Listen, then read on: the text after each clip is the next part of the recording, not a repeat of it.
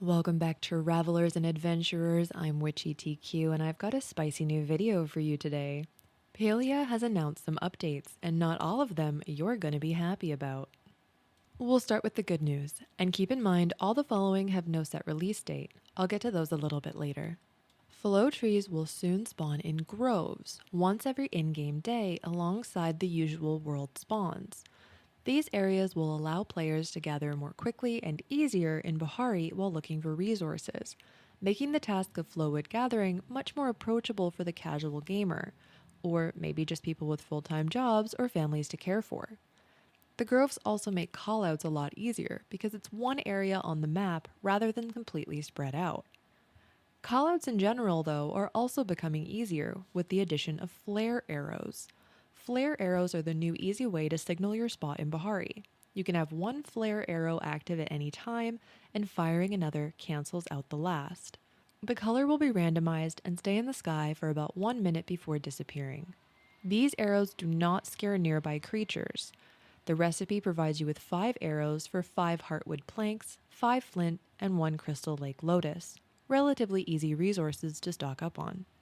Speaking of arrows, there's a new inventory rework to allow ammo and quest items to have their own separate pouch, allowing for better and easier inventory management. You'll start with one dedicated row for ammo and bait, but can buy upgrades to the pouch through Zeki's general store.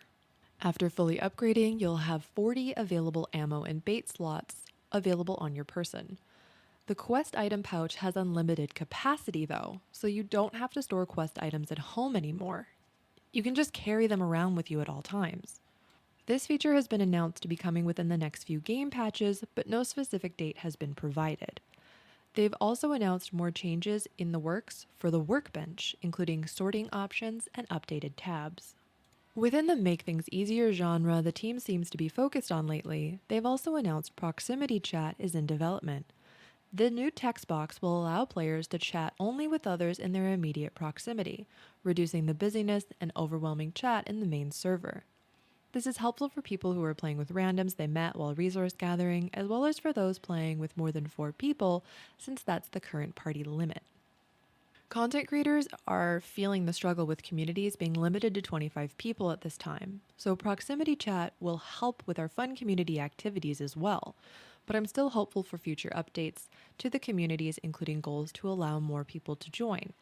I'd still also like to see party sizes increased to at least 8 people, but preferably 10.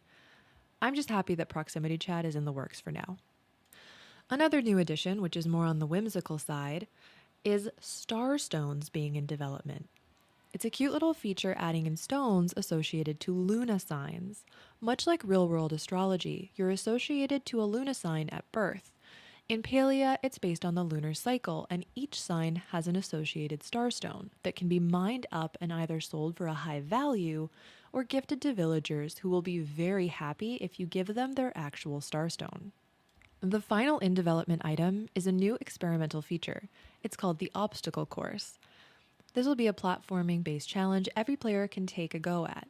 I'm excited to see how it works as someone who already loves climbing and adventuring to areas that I'm not really supposed to be. It's also just a fun activity. There's no associated rewards, so those who are more cozy gamers don't have to feel like they're missing out and won't feel forced to partake in a challenge that maybe isn't for them. It's more about accomplishment if you choose to try it. Now let's move on to confirmed updates for next Tuesday, the 26th. Some possibly sad news for those cake party enjoyers. Yeah, they finally decided to update the way cake parties work. The blog post uses the term retuned, but I'm unsure yet if that really just means nerfed. It sounds a bit like they're reducing the amount of experience you get to help with the long-term playability of the game, and did confirm that the cake parties aren't going anywhere. All we know for certain right now is that you should get your cake parties in this weekend while you have the chance. Next Tuesday, we'll also see a glow up to the black market, which I refuse to call anything other than the night market, thank you very much. The change in design is a welcome one for me, as it feels much more like a sewer entrance really was transformed into a bustling underground market where music is played, drinks are drank, and illicit items are sold under the dark of night. We'll also see an enhancement to decor, as it seems we'll now be able to use the water features, which is a minor addition for hardcore gamers. But to us cozy gamers, especially role players, sometimes all we want to do is flick a light switch on or off and pretend to wash our hands before cooking. We'll also possibly see more new outfits. The teaser on their socials included the fairy emote, so the possibility of whimsy and magical additions really made my heart skip a beat, though they haven't yet shown us a preview. There's, of course, other minor notes and information available on the Palia website via the dev blog, which I do recommend you check out, but these highlights should give you a good idea of what to expect in the next patch and the ones coming after. Have a very magical weekend, enjoy your cake parties, and if you feel like it, don't forget to like and subscribe before you go.